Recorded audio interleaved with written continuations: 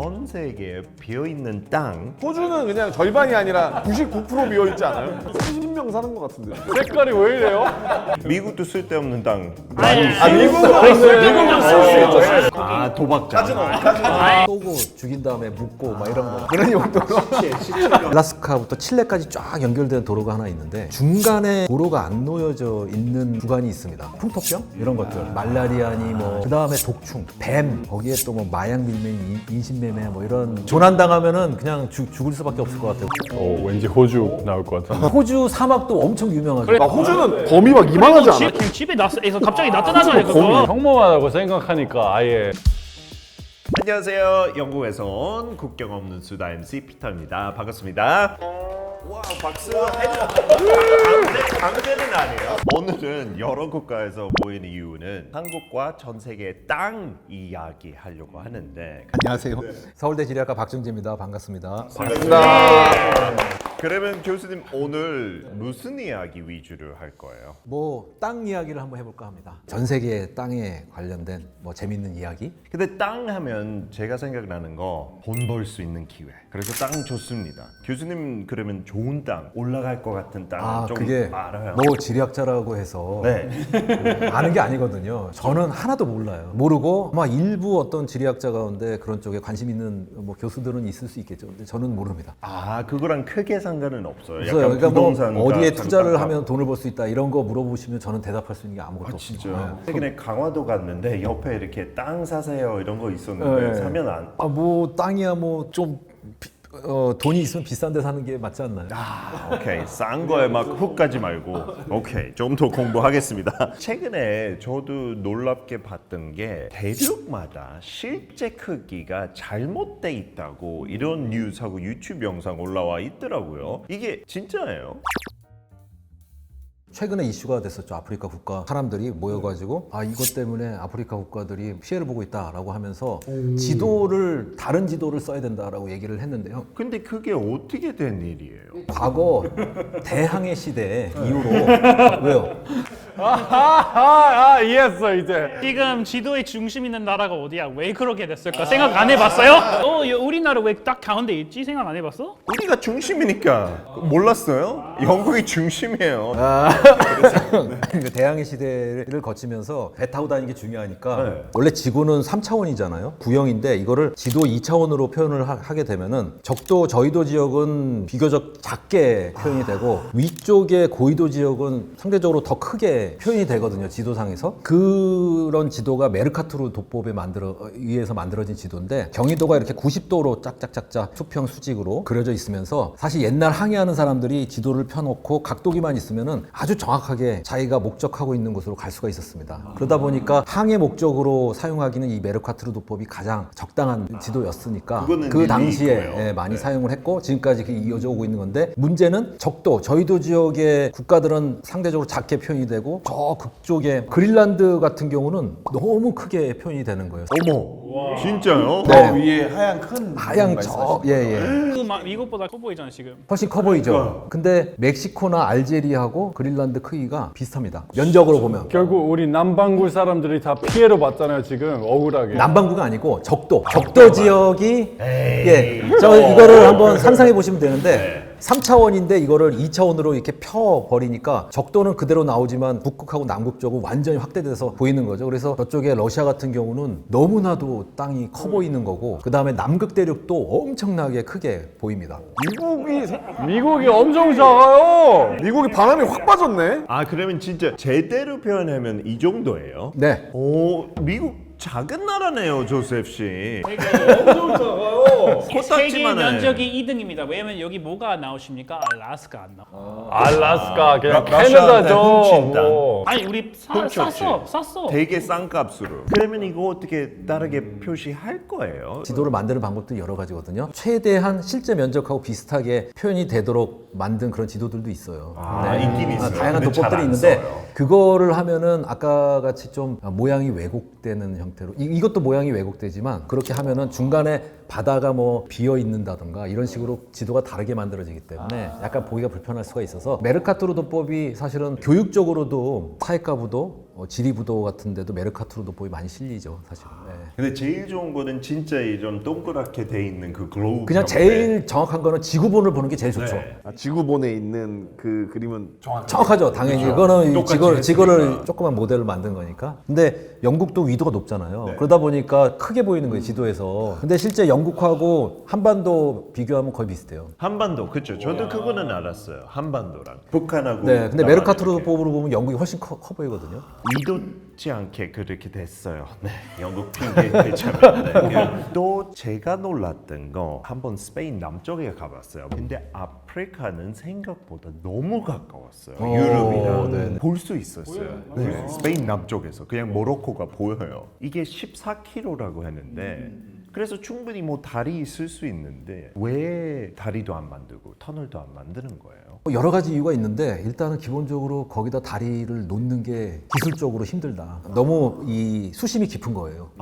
짧은 거리지만 그게 왜 수심이 깊냐면 14km 정도 되면 차로 한 10분 정도 거리밖에 안 되는데 약간 지질학적인 얘기를 좀 해야 될 것 같은데 위쪽에 유라시아판하고 아래쪽에 아프리카판이 부딪히는 곳이거든요. 거기가 부딪히면서 아프리카판이 밑으로 들어가면서 약간의 융기가 일어나는데 올라가는 거죠. 이렇게 마치 히말라야 산맥도 그런 메커니즘으로 만들어진 거거든요. 그래서 아프리카판하고 유라시아판이 부딪히면서 그쪽에서 융기가 일어나는데 융기가 일어나게 되면은 이 융기가 일어나는 그 지역 뒤쪽 지역이 지각이 얇아지면서 가라앉습니다. 그게 침강된 분지가 형성이 된 거거든요. 지중해 서부 지역이 이렇게 만들어졌다라고 보시면 되고 그 중에 일부가 해협이죠. 수심이 한 900m 정도 됩니다. 그렇게 판하고 판이 부딪히는 지역이기 때문에 수심이 깊은 거고요. 실제 저쪽에 흑해하고 지중해 쪽 연결되는 보스포러스 해협이 있잖아요. 이스탄불이 있는데 거기는 수심이 한 50m밖에 안 돼요. 거기는 다리가 한 3-4개가 있거든요. 쉽게 설치할 수 있으니까. 근데 이쪽에 대서양하고 지중해 연결되는 그 해협 거기는 다리를 못 놓는 거죠. 너무 수심이 깊고. 그다음에 한 가지 더 말씀드리면은 여기에 해류가 굉장히 빨리 흐릅니다. 왜 그러냐면 지중해는 지금은 더 심해졌는데 지구온난화 때문에 굉장히 증발량이 많아요. 대서양은 증발이 상대적으로 적죠. 그래서 대서양의 염도가 지중해랑 비교했을 때 염도가 낮습니다. 물의 밀도가 달라지는 거죠. 밀도가 낮으니까 상대적으로 지중해의 물은 자꾸 가라앉으려고 하고 대서양의 물은 이렇게 떠오르려고 하는. 그래서 그 해협에서 대서양 쪽에서는 위로 물이 막 흘러오고 지중해 쪽으로 지중해 쪽 물은 가라앉아가지고 밑에서 심해저로 해서 대서양으로 흘러나가거든요. 근데 그 밀도의 차이에 의해서 발생하는 해류의 속도가 엄청나게 빨라요. 다리를 놓고 싶어도 기술적으로 힘든 거죠. 돈이 무지하게 들어가겠죠. 그 다음에 실제 다리를 놓는다고 해서 경제적으로 효과도 그렇게 크지 않고 아프리카가 일단은 잘 사는 나라들이라면 북아프리카의 나라들이 그러면은 뭔가 교류를 하고 무역을 하면서 유럽에도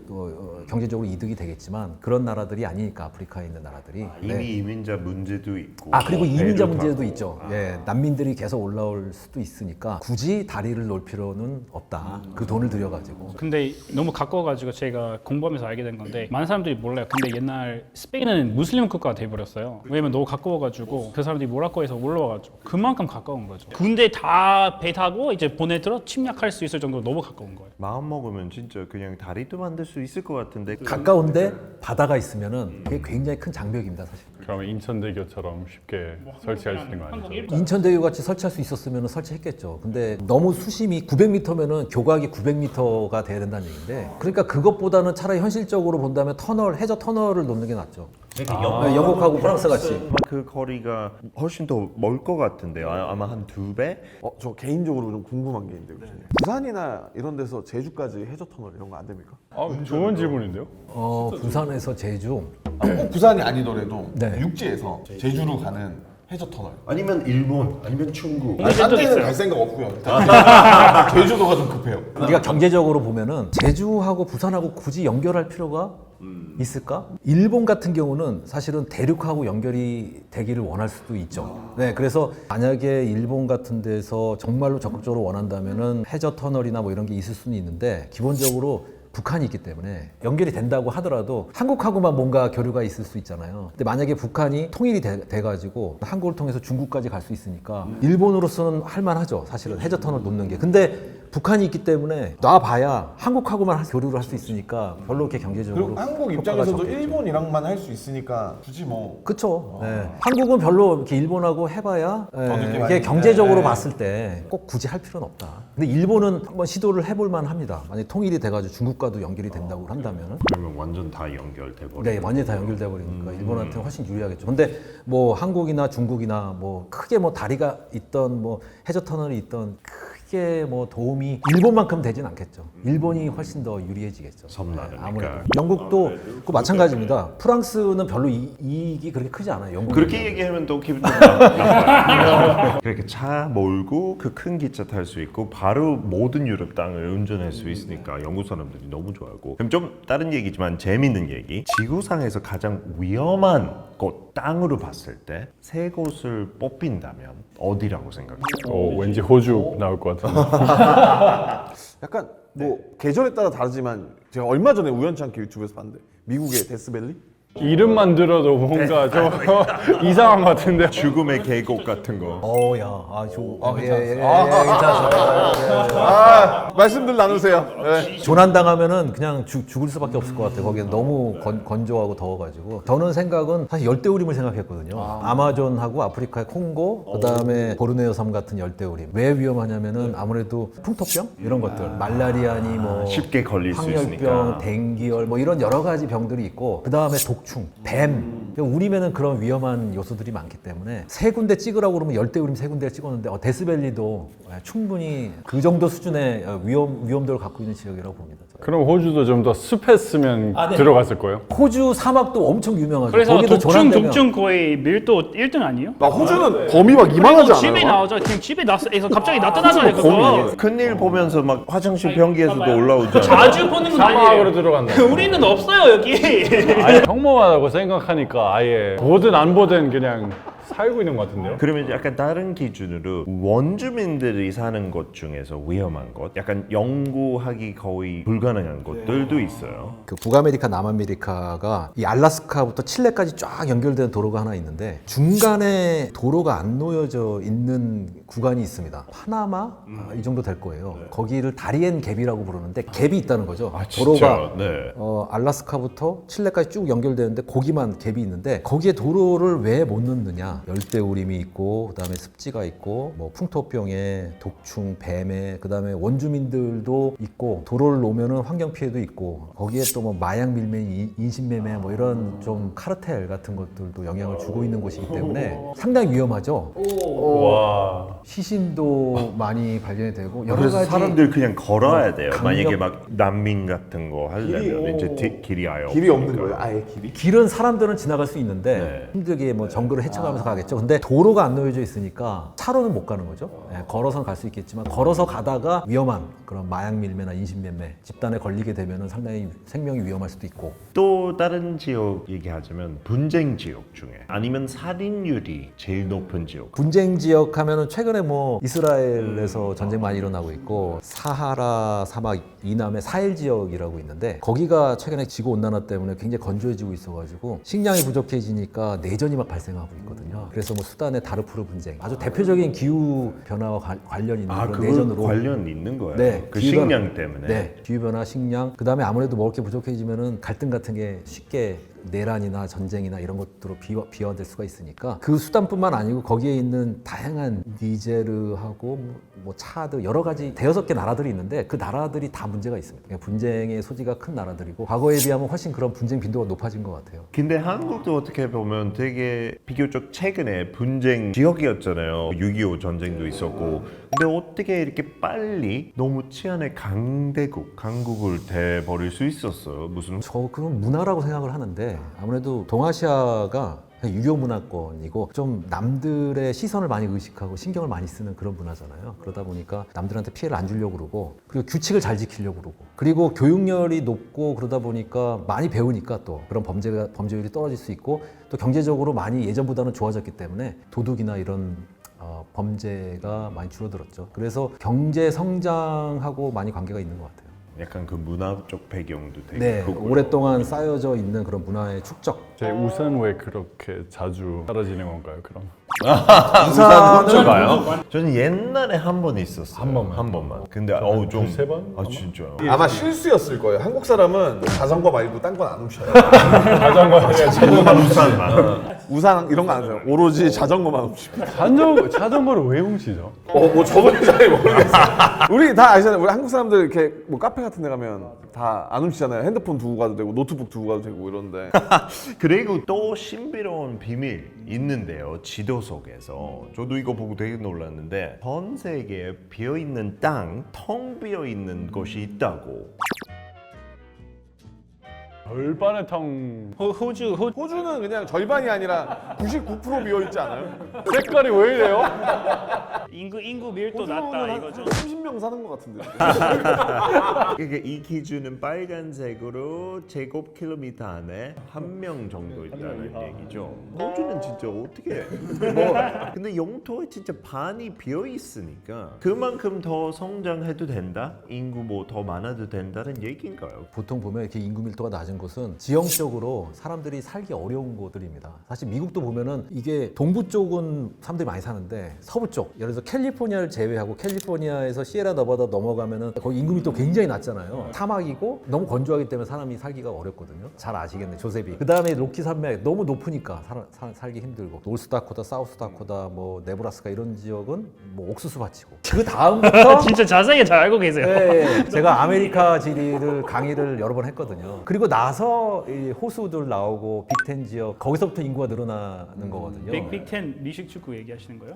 네네네네. 와, 그 아는 한국인 처음 봤습니다. 예. 그리고 나서 뭐 뉴욕, 뉴저지, 뭐 뉴잉글랜드 이쪽은 인구가 많고. 그러니까 동쪽이 인구가 많고 서쪽은 캘리포니아 제외하면은 이 가운데가 거의 비어 있는 거죠. 그다음 중국도 그래요. 중국도 동북 쪽에서 서남 쪽 라인이 쫙 그려지는데 그 선을 기준으로 해가지고 동쪽은 인구가 많은데 서쪽은 인구가 거의 없어요. 근데 유타 진짜 그거 맞는 게 유타 사실 면적이 한반도 정도 하거든요. 근데 유타의 인구는 제가 알기로 한 90% 이상은 진짜 이 작은 호수 옆에 있는 라인 와사치 프런티라고 그래요. 그거는 경기도보다 작을 거예요. 경기도보다 작은데 인구 90% 살고 있어요. 거기만 밀도 좀 높지 나머지 진짜 아무것도 없어요. 질문 하나 있죠. 챔보 씨는 이제 호주 사람이잖아요. 호주 사람들은 노는 땅이 그렇게 많잖아요. 그 땅을 우리가 앞으로 어떻게 해야겠다 이런 생각이나 계획들은 안 해요? 저도 어렸을 때 경제적으로 뭔가를 좀 활용해야겠다 이런 생각을 했었는데 근데 쓸 수가 없는 땅이라서 뭘 키울 수도 없고 살 수도 없고 그럼 거기에 투자한다면 효율성이 너무 떨어져요. 물이랑 너무 떨어지기 있기 때문에 도시에서 점점 조금씩 이렇게 넓혀가는 거는 안 되나? 조금 땅 따먹기처럼. 캐나다 그 반대 상황이에요. 아마 교수님도 아시겠지만 캐나다 거의 모든 사람들이 미국 국경이랑 한 100km 이상 가까이 살아요. 근데 그 위로 가면은 다 얼음이에요. 너무 추워서 못 살아요, 반대로. 호주랑 완전 반대네요. 뜨거워서 거기는 아무것도 못 하는데 여기는 이제 다 얼음이에요. 얼음. 못 가요. 그럼 합쳐지면 되겠네요. 캐나다랑. 이 얘기는 합쳐져서 다시 영국 다 먹으려고 하는 거지? 옳지. 들어와. 그러면 호주는 진짜 그냥 쓸데없는 땅 거의 90%. 그런 표현이 좀 걸리는데 미국도 쓸데없는 땅. 쓸 수 있어. 네바다 저도 이렇게 운전하면서 진짜 그냥 사막이고 뭘로 써요? 도박장. 오일 많잖아요. 그 땅에. 오일, 오일 미쳤어요, 미국. 아니 뭐 영화에서 나오듯이 이렇게 쏘고 죽인 다음에 묻고 막 이런 거 그런 용도로. 뭐 미국하고 캐나다, 뭐 호주, 중국도 얘기했는데 대만도 이렇다고 들었는데 대만과 작은 나라라서 곳곳에 살 줄 알았는데. 네, 대만도 보면은 중국 쪽에 가까운, 그러니까 서쪽이죠. 서쪽에 다 그 모여 있습니다. 사람들이 도시들이 쫙 있는데 다 이쪽 다 서쪽에 모여 있는 거죠. 동쪽은 우리나라 비슷하게 우리나라 강원도의 산지 같이 대만도 동쪽은 산지로 이루어져 있는데 거의 4,000m 정도 돼요. 네. 고도가 굉장히 높은 거죠. 로키 산맥도 그 정도 되니까. 로키 산맥도 그 정도 되고 대만이 조그만 섬인데 그 안에 아주 높은 산지가 있는 거죠. 그래서 거기 원주민들도 옛날에 대만에 살던 원주민들도 살고. 산 쪽에. 네네. 지금까지도. 네. 물론 조금 섞이긴 했지만 그럼 한국의 가장 높은 산이 몇 미터예요? 북한까지 포함하면 백두산이 한 2,970m 정도 되나요? 남한에 있는 남한은 한라산은 1940, 50 정도. 그래서 사실 락키 산맥이 있다가 한국 오면 산 귀엽네요. 산이 좀 예쁘다 이렇게 생각해요. 무시하지 마요. 아니, 무시하는 거 아니에요. 그냥 다르다. 아니 애기 보면은 애기 귀엽다 할 때는 애기 무시하는 귀엽다는 거죠. 거 그냥 반무시지 애기니까. 그 사람 밀도 그러면 대한민국랑 비교했을 때 대만은 대만이 아마 인구가 한 2,500만 명 정도. 그 인구 중에 뭐 한 1,600만 명 정도가 서쪽에 모여 살고 있고 그러다 보니까 임금 밀도가 높을 수밖에 없는 거죠. 그 대만이 조그만 섬인데 안에서 한쪽에만 몰려서 사니까. 근데 뭐 사실은 뭐 미국도 그렇고 중국도 그렇고 캐나다도 그렇고 호주도 그렇고 살기 좋은 곳에서만 사람들이 모이다 보니까 임금 밀도가 높을 수밖에 없죠. 다른 지역 임금 밀도가 낮고. 영국만 곳곳에 많이 사나 봐요. 좋은 나라니까. 예. 그렇죠. 왜냐하면 여기저기 다 살아요. 영국은 약간 인류애가 없어서 곳곳에 사는 거죠. 인류애가 없으니까. 아 근데 또 놀랐던 점 한국에도 그것도 서울에 한복판에 비어있는 땅 있다고 1만 평 있다고 들었는데 살래요. 바로 여기에요. 바로 성수동. 예, 거기에 여기야? 서울숲 옆에 예전에 레미콘 공장 지대가 있었거든요. 네네네, 레미콘 여기 레미콘 공장. 근데 저게 한강의 수위가 이 아래에 자꾸 퇴적물이 쌓이니까 수위가 높아지니까 그 퇴적물을 뽑아가지고 이 수위를 유지하기 위해서 그거를 갖다가 토사를 갖고 매립을 했어요. 강 옆에 땅을 만들어서 그 위에다 레미콘 공장을 만들었거든요. 없었던 땅을 이렇게 만들어. 수십 년 동안 레미콘 공장이 돌아갔었는 중랑천하고 한강 사이. 지금은 저기 아마 주차장 같은 걸로 쓰는데 저기를 아마 조만간 개발해서 뭐 오피스텔이나 아파트나 뭐 이런 것들이 들어오는 걸로 고급 주택지로 만든다 뭐 이런 계획이 세워져 있는 것 같더라고요. 근데 저기가 서울에 있는 강하고 옆에 있으니까 강 그 뷰가 있잖아요. 그러니까 굉장히 좋은 땅일 수 있는데 땅값이 비싸겠죠. 그럼 결국 부동산 잘 아시네요. 혼자 이 정보 이기적으로 실망이에요. 뭐 잘 몰라요. 그냥 제가 그냥 그러니까 그렇게 1만 평 그냥 비어 있는 땅 서울에도 있다는 거죠. 네. 근데 조만간 저런 땅이 그냥 빈 땅으로 있진 않겠죠. 근데 칠레에도 보니까 5% 안 되는 땅에 인구 50% 이상 거주한다고요. 사실 칠레 보시면 알겠지만은 길쭉하죠. 길쭉하고 중간에 아타카만 사막이라고 전 세계에서 가장 건조한 사막이 또 그 아래쪽이 뭐 지중해성 기후, 그러니까 캘리포니아 기후랑 비슷한 기후가 나타나거든요. 요 칠레 남부 쪽이. 그래서 와인도 나오고 그러는데 영토가 길게 늘어져 있으면은 통치하기가 힘들겠죠. 통합하기도 어렵고. 그러니까 저런 땅은 사실은 발전이 굉장히 어렵다고 봐야죠. 정사각형 같이 가로 세로가 좀 비슷비슷한 게 중국이나 미국 땅이 그래서 좋다고 제가 얘기는 하는 거고요. 너무 길쭉하게 동서로 있거나 남북으로 있거나 그러면은 아무래도 특히 남북으로 있는 게 최악입니다. 이게 날씨가 너무 예, 다르니까. 기후대가 달라지고 식생대도 달라지고 그러기 때문에 교류하기도 쉽지 않아요. 칠레 위에 사막이고 밑에는 거의 엔타르크티카랑 가깝잖아요. 그래서 너무나 차이가 날 것 같아요. 뭐 관광하긴 좋겠죠. 저 위에서 아래로 내려오면 온갖 기후를 다 경험할 수 있으니까 뭔가 개발을 해가지고 경제적으로 성장하기에는 한계가 좀 있어 보여요. 그러니까 그런 나라 거의 없잖아요. 칠레처럼 되게 얇고 북에서 남쪽으로 가는 거, 옆으로 가는 거 뭐 유럽에도 몇 개 있는데 뭐 오스트리아도 약간 그러는데 이거 너무 차이가 나니까 그것도 너무 신기하네요. 그럼 호주 땅이 되게 크잖아요. 몇 위 정도 해요? 나라를 랭킹한다면? 그게 전 세계에서 6번째 면적으로 치면은 미국이 몇 등이죠? 미국이 한 3등 정도로 알고 있고 아니 근데 호주도 1등 하는 거 아까 나왔잖아요. 비어 있는 땅은 전 세계에서 가장 영토가 넓은 국가는 다 아시겠지만 러시아. 예. 그다음이 캐나다, 그다음에 미국, 그다음에 중국, 그리고 브라질, 호주 이 순입니다. 그러니까 호주도 굉장히 큰 땅이죠. 세상에서 가장 큰 섬이라고 하던데. 근데 그 땅 중에서 아주 일부에만 사는 거죠. 네. 진짜 퍼센티지로 따지면 그러니까 굉장히 비효율적인 국가가 돼버렸는데 근데 그럴 수밖에 없는 게 사람이 살기가 좀 어려운 땅이 많아서 호주 대륙이 남해기선에 걸쳐 있거든요. 남이 23.5도 남해기선이 지나가는 지역이 해들리 순환의 공기가 떨어지는 지점이에요. 적도 지역이 뜨거우니까 거기서 가열된 그 공기가 위로 올라가거든요. 그 다음에 북쪽으로 이동을 하고 남쪽으로 이동을 합니다. 근데 북쪽으로 이동을 하다가 다시 뭐 공기가 좀 차가워질 거 아니에요. 그러면은 무거워지면서 가라앉는데 가라앉는 지점이 대체로 보면은 북해기선 남해기선에서 가라앉아요. 근데 남해기선에 걸쳐 있는 거죠, 호주가. 이게 공기가 계속 가라앉으면 하강기류라고 그러는데 이게 구름이 안 만들어지는 거죠. 계속 공기가 가라앉으면 공기가 더워지기만 하지 구름이 만들어질 수가 없잖아요. 그러다 보니까 건조한 상태가 유지가 되는데 그래서 북해기선 남해기선이 지나가는 지역은 대부분 사막이 형성이 되는데 사하라 사막도 그렇고 사우디아라비아에 있는 사막도 다 그렇고 그쪽이에요. 네, 남반구에서는 호주가 그런 거죠. 또 중요한 게 호주의 서쪽이 한류가 흘러옵니다. 한류요? 예, 예. 아, 차가운 한류. 차가운 물이. 예. 한류는 호주에서 잘 되죠. 한국 K-pop 대면 콘서트. 나도 그게 아니고 이 남극 쪽에서 계속 찬 그 바닷물이 동부 연안을 지나가거든요. 물이 차가우니까 또 공기가 차가워지면서 가라앉잖아요. 여기도 구름이 잘 안 만들어지니까 서쪽에서부터 찬 해류가 흘러가는 거고, 그러다 보니까 서부 쪽에서부터 사막이 만들어져 가지고 거의 호주 대부분이 사막으로 덮여 있어요. 빅토리아 사막도 있고 뭐 여러 가지 사막들이 있는데, 혹시 사막 이름 알아요? 모르죠. 호주 자체가 그냥 사막이야. 그런 줄 알았어요. 더 신기한 게 저는 이런 설명은 처음 들어봤어요. 왜냐면 어렸을 때 저희가 배우는 부분은 오존에서는 큰 구멍이 있다고 배웠어요. 그래서 저희가 그것 때문에 아예 사막인 줄 알았는데 이렇게 설명하니까 너무 신기해요.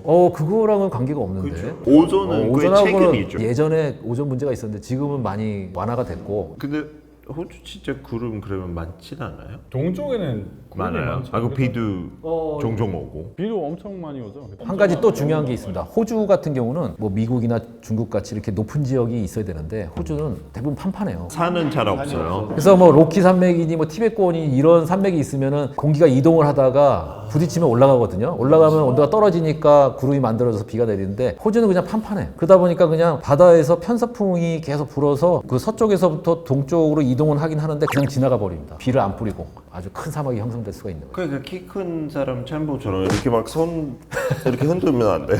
다 보이죠, 그쵸? 그냥. 근데 확실히 저도 한국에 이사 올 때까지는 거의 산을 그렇게 많이 본 적 없었죠. 왜냐면 호주에서 시드니, 제가 사는 시드니에서 바다 옆인데 거기 한 2시간 서쪽으로 가야 그 블루 마운틴즈라는 곳이 나오는데, 근데 아니라면 산이 없죠? 영국은 산은 없는데 비가 왜 이렇게 많아요? 영국은 스코틀랜드가 그래도 꽤 높잖아요. 그래서 스코틀랜드는 비교적으로 비 많이 오는. 그리고 거기는 호주만큼 그렇게 막 판판하거나 그러진 않고, 언덕은 많아요. 영국은 맞아. 그리고 안개가 많이 끼죠. 난류가 계속 흘러오는데 그 위도가 높으니까 대기의 온도는 차가운 편이고 바닷물은 따뜻하고, 온도 차이가 벌어지니까 안개가 엄청 많이 끼죠. 그래서 일조량이 부족해요. 안개에다가 비도 내리고 그러니까 일조량이 부족해서. 이게 좋은 땅의 조건 아닌가요? 저도 궁금한 거. 지리학적으로 좋은 땅, 좋은 영도 기준은 뭐예요? 적당히 비가 오고 적당히 건조하고. 생각하는 딱 맞으시죠? 예. 저는 캘리포니아, 북부 캘리포니아 정도? 근데 요즘 캘리포니아도 가뭄 때문에 맞아요. 기후위기에 사실은 또 노출돼 있죠. 그 다음에 멜버른도 저는 굉장히 좋은, 기후적으로. 하루에 사계절 다 느낄 수 있는 도시인데요. 아침에 완전히 맞아요. 덥고 네네. 건조하고 네. 태양 뭐 햇빛도 완전히 쨍쨍한 건데, 그 다음에 1시간 뒤에 엄청 춥고 비도 내리고. 영국도 그런 날씨 많은데 재밌잖아요. 그렇죠? 시드니 사람으로서 안 좋아요. 예. 그러면 그 비어 있는 곳 호주처럼 좋은 건가요? 나라 입장에서 비어 있는 땅. 잠재력을 살리지 못하고 있는 거죠. 호주가 훨씬 더 잘 될 수 있는데 인구가 너무 적은 거죠. 땅의 크기에 비해서. 근데 살 수가 없으니까 인구가 늘어나도 그냥 인구 밀도가 그것도 그래요. 갑자기 궁금해. 소고기 많이 나오잖아요, 호주에서. 소들이 어디 살아요? 그런데 사막에 살지는 동쪽에 있지. 아니, 이게 사람들이 많이 안 사니까 그 공간이 남는 거죠. 동부에서만 동물이건 사람이건 살 수가 있는데, 사람이 워낙에 적으니까 동물이 살 수 있는 공간도 있는 거죠. 약간 마무리로 가장 지리학적으로 운빨이 좋은 나라, 운빨이 좋은 나라. 운빨이 안 좋은 나라 하나 꼽는다면 저는 운빨이 좋은 나라는 당연히 이쪽 계속 보지 마요. 미국이라고 생각하고요. 진짜요? 네. 미국은 일단은 나라가 뭐 땅이 워낙에 넓으니까, 나라로 보면 미국이 정말로 다른 나라들 많이 도와줘야 됩니다. 트럼프 대통령 같이 이렇게 특히 아쉽고. 영국 도와줘야 돼요. 우리 덕분에 있는 거니까. 우리가 먼저 보냈으니까. 그러면 조금 이 답 아쉬워서 탑 3까지 해주세요. 미국 말고 두 나라 더. 저는 그 다음은 중국이라고 생각하고, 그 다음은 프랑스? 오. 듣기 싫은. 아니요. 이웃이지. 신사의 나라니까 좋지. 프랑스 약간 유럽 중에서 그나마 네네네. 산도 있고. 네. 프랑스도 괜찮은 것 같고요. 그 다음에 좀 안 좋은 땅은 아무래도 내륙에 있는 그러니까 바다랑 연결이 안 되는 그런 뭐 몽골이나 네. 그 다음에 아프리카에도 내륙 국가들 있죠. 바다 약간 접근성 있는 거 되게 중요한 거예요. 굉장히 중요하죠. 지정학적으로 거의 제일 중요한 요소라고 볼 수가 있어요. 무역할 때도 전쟁할 때도 다. 근데 혹시 지리학적으로 운이 없는데 잘 된 나라도 있나요? 뭐 스위스 같은 경우도 바다랑 가깝지 않은데 그런 나라들 좀 있다고. 뭐 스위스가 대표적인 것 같고 지금 말씀하셨지만 그러니까 스위스가 현명하게 대처를 한 것 같아요. 그러니까 계속 약소국으로 살아왔는데 점령이 안 됐죠. 그러니까 눈치를 잘 본 거죠. 지정학적으로 불리한 위치에 있지만 그리고 거기에다가 모든 사람들이 거기 안전할 거라고 예상하고 있어요. 사실 거기 부자들이 금이나 그런 것들을 거기 많이 모아뒀어요. 그래서 은행이 나라 된 것도 있어요. 거기는 전쟁이 나도 안전할 거니까 뭐니 모아두고 자산이 모아지고. 전쟁을 하는 사람끼리도 저기엔 내 돈이 있으니 저기는 하지 말자. 건들지 말자. 그러니까 교수님 생각에는 지리학에 비해서 한국도 어떤가? 운이 안 좋았지만 잘 되고 있다. 아니면 운이 좋아서 잘 되고 있어. 그냥 땅만 놓고 보면은 그렇게 좋은 땅이라고 볼 수는 없죠. 중국에서 좀 선진 문물을 빠르고 쉽게 오랫동안 받을 수 있었다는 게 그 이점이었다고 보고요. 일본도 마찬가지입니다. 아까도 얘기했지만 문화 발전 혁신은 일단 인구가 많아야지 일어날 가능성이 높거든요. 인구가 굉장히 중요합니다. 근데 중국의 인구가 워낙에 많았기 때문에 오랫동안 거기서 여러 가지 발명품들도 많이 나오고 문화의 발전 속도도 빨랐는데 그러한 것들이 한반도로 굉장히 빠르게 들어올 수 있었죠. 바로 옆에 붙어 있으니까. 근데 지정학적으로는 위험한 곳이죠. 그런 대국 옆에 붙어 있는 건 위험한 거지만 오늘 또 교수님 모시고 너무 유익하고 즐거운 얘기 많이 나눠주셔서 감사하고 다음에 또 재밌는 주제로 모시겠습니다. 네. 오늘 감사했습니다. 감사합니다. 수고하셨습니다. 감사합니다.